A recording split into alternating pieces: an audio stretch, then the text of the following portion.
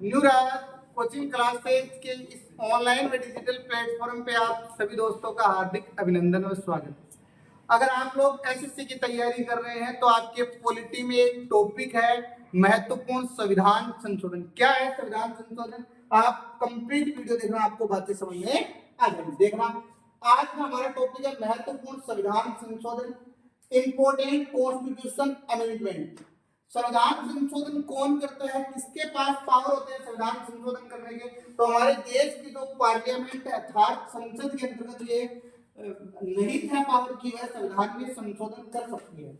किस भाग में उल्लेख किया गया है संविधान संशोधन का? तो भाग नंबर 20 में। सीधा प्रश्न आता है कि संविधान संशोधन की प्रक्रिया का उल्लेख संविधान के किस भाग में है?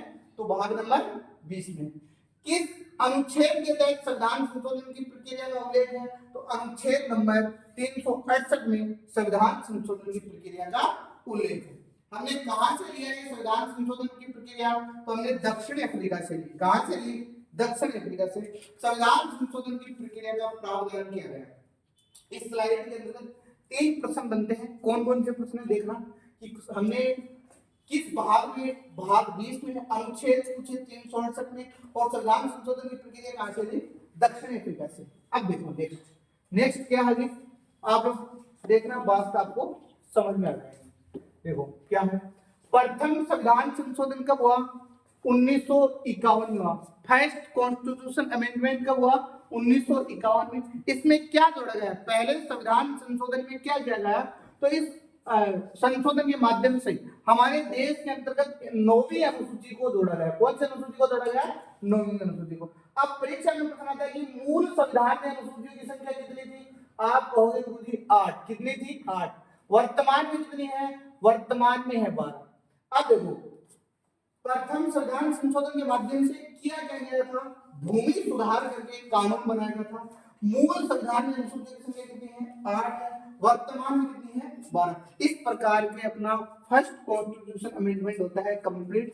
और अब आगे नेक्स्ट देखते हैं कौन सा संविधान संशोधन है। तो ये है 7वां संविधान संशोधन। 7वां संविधान संशोधन आपको क्या कहता है? आप देखना कि 7वें संविधान संशोधन 1956 के माध्यम से राज्य पुनर्गठन आयोग का गठन किया गया। अब इस राज्य पुनर्गठन आयोग का गठन कब किया गया? ये भी परीक्षा में प्रश्न आता है। एक राज्यपाल को दूसरे राज्य का अतिरिक्त प्रभार दिया जाता है। ये भी 7वें संविधान संशोधन के माध्यम से आता है। देखो, राज्य पुनर्गठन आयोग का गठन कब किया गया? 22 दिसंबर 1993 को किया गया। इस आयोग में 3 सदस्य थे। कौन कौन से थे? न्यायमूर्ति फजल अली था, हरदेनाथ था, के एम पनिक्कर नाम के आदमी था। फजल अली कमीशन, राज्य पुनर्गठन आयोग जो गठित किया गया था उसमें फजल अली कमीशन की सिफारिश पे किया गया। कितने राज्य थे उस समय? 14 राज्य थे। यूनियन टेरिटरीज कितने थे? अर्थात केंद्र शासित प्रदेश कितने थे? 6 थे। अगर आपको ये वीडियो पसंद आया तो आप इसको लाइक करना, अपने दोस्तों के साथ शेयर जरूर करना, और मुझे कमेंट करके बताना आपको ये वीडियो कैसा लगा।